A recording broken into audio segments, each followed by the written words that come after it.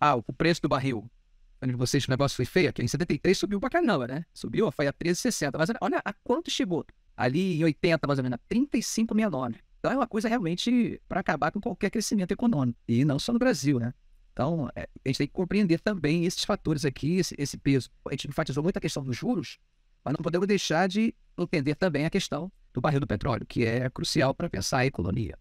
O segundo PND, né, aprovado pelo Congresso no segundo semestre de 74, para ajustar o funcionamento da economia nacional ao impacto da crise do petróleo, ao novo patamar alcançado pela indústria durante o milagre brasileiro. O plano dava ênfase especial à diminuição da dependência do país das fontes externas de energia, né, e ao mesmo tempo considerava prioritário o desenvolvimento das indústrias básicas, das comunicações, ferrovias, navegação e portos. Esses setores deveriam ser cobertos pela ação governamental direta, pois demandavam investimentos gigantescos com longo prazo de maturação e baixa rentabilidade relativa, né, ficando garantido ao setor privado o fornecimento de equipamentos e matéria-prima com ênfase especial das empresas nacionais. A presença maciça de capital estrangeiro nas áreas de infraestrutura devia ser evitada, estimulando-se, em compensação, seu crescimento nos setores considerados não básicos, onde a taxa de lucro era maior. Então, nós vamos ter uma participação do Estado extremamente forte nessa chamada indústria de base, que é uma indústria que é difícil realmente você ter investimentos, porque os investimentos são muito a longo prazo. Isso é o problema do Brasil desde o Império. Desde o Império nós estamos falando com a indústria, justamente porque ninguém queria pensar na indústria de base. Então, quando o Estado vai se colocar para construir essa situação, vai ser praticamente o governo Vargas, que ninguém queria fazer investimento em estrada. O Mauá até, né, tentou alguma coisa, mas acabou não dando certo, falindo. Então, essa questão da indústria de base é muito importante. A gente pensa na história do Brasil, a gente pode pensar em dois momentos importantes. Três momentos, né? Um, Vargas, o outro, JK e o outro, Geisel. Acho que são dois momentos assim marcantes. Não que não tivesse acontecido em outros momentos, mas que esses três momentos aí são momentos bem marcantes desse período que nós já estudamos aqui. Segundo o próximo desenvolvimento, cobrir a área da fronteira entre o desenvolvimento e o subdesenvolvimento. Isso é um documento oficial.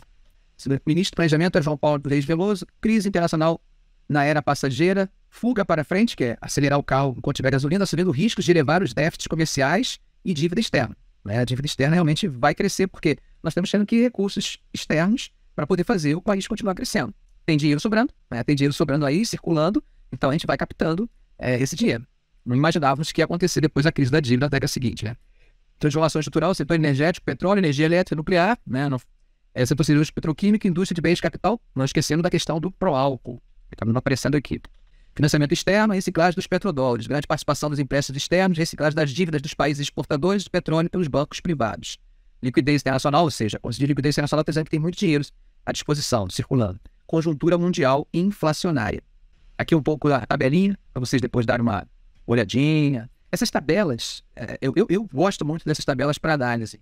Você analisa e vai pensando, e aí você vai encontrando argumentos para determinadas situações a partir... Eu gosto, particularmente, de procurar tabelas para estudar. A desaceleração e o alongamento do ciclo do PND é a colheita dos anos 1980, né? Crescimento da inflação, realmente a inflação cresce bastante. O PIB, aqui, ó, 7,3 a 14, aí 7,4, 8,1, 10, 7,745, até aqui tá indo bem, né? Agora a partir daqui que as coisas começam a ficar realmente ruins.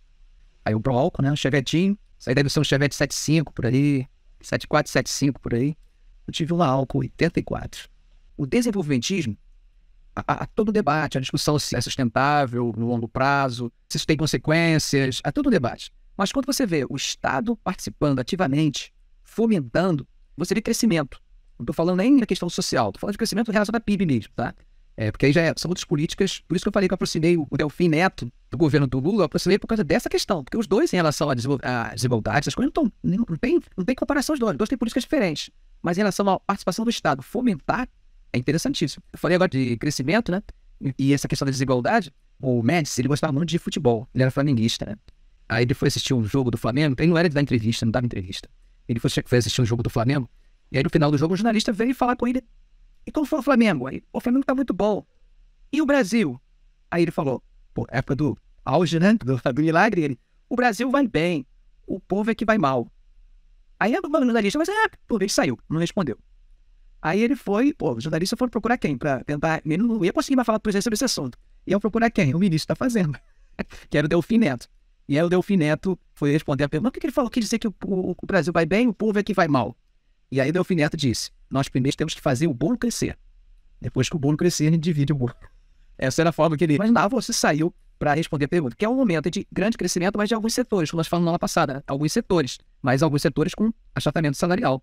Setor técnico, por exemplo, a gente fala muito do setor militar, professor, ganhava muito bem nessa época, nesse período, setor público, técnicos da indústria, mas eram esses setores.